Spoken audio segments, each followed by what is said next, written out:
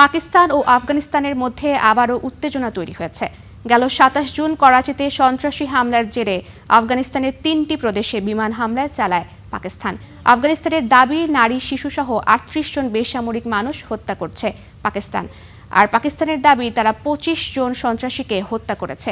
দুই পক্ষের এই দাবি ও পাল্টা দাবির মধ্যে কিছু রাজনৈতিক উদ্দেশ্য দেখছেন বিশ্লেষকেরা।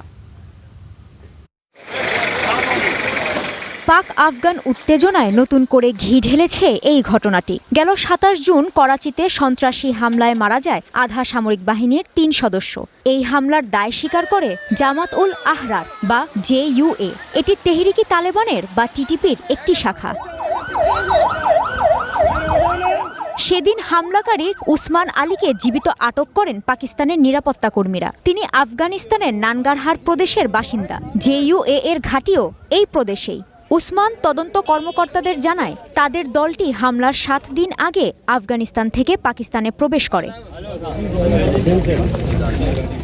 সাম্প্রতিক বছরগুলোতে পাকিস্তানে বহু হামলা ও হত্যার ঘটনায় TTPর হাত রয়েছে। পাকিস্তানের অভিযোগ, এই সশস্ত্র গোষ্ঠীকে মদদ দিচ্ছে তালেবান সরকার। ২০০৭ সালে গঠিত হয় TTP।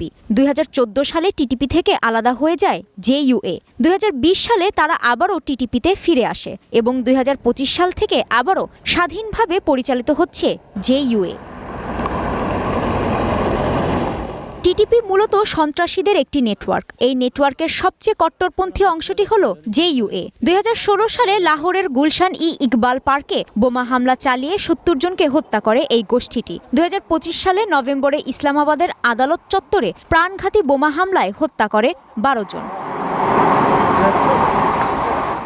এই সন্ত্রাসী গোষ্ঠীগুলোর বিরুদ্ধে পাকিস্তানের জবাবটা অনেকটা একই ছকে চলছে। হামলার পরই আফগান সীমান্তে বিমান হামলা, তারপর নিন্দা পাল্টা নিন্দা। পাক ইনস্টিটিউট ফর পিস স্টাডিজ বলছে, ২০২৫ সালে পাকিস্তানে সন্ত্রাসী হামলা বেড়েছে ৩৪%। হামলার ঘটনা ছিল ৬৯৯টি, নিহত ১০৩৪ জন। হামলার ৯৫% ছিল খাইবার পাখতুনখাওয়া ও বেলুচিস্তান প্রদেশে।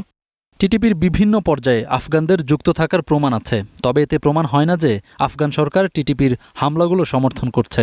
পাকিস্তান বড় হামলাকে আফগানিস্তানের সঙ্গে যুক্ত করার যে প্রবণতা, সেটি রাজনৈতিক উদ্দেশ্যপ্রণোদিত। ২০২৬ সালের প্রথম ৩ মাসে পাকিস্তানের হামলায় ৩৭২ জন আফগান বেসামরিক নাগরিক মারা গেছে। মার্চে কাবুলের একটি মাদক নিরাময় কেন্দ্রে নিহত ডজন খানেক মানুষ। বারবার একই চক্র ঘুরে ফিরে আসাটা পাকিস্তানের সন্ত্রাস দমন কৌশলের দুর্বলতাকেই ফুটিয়ে তুলেছে। কাজী শাহরিন, স্টার নিউজ।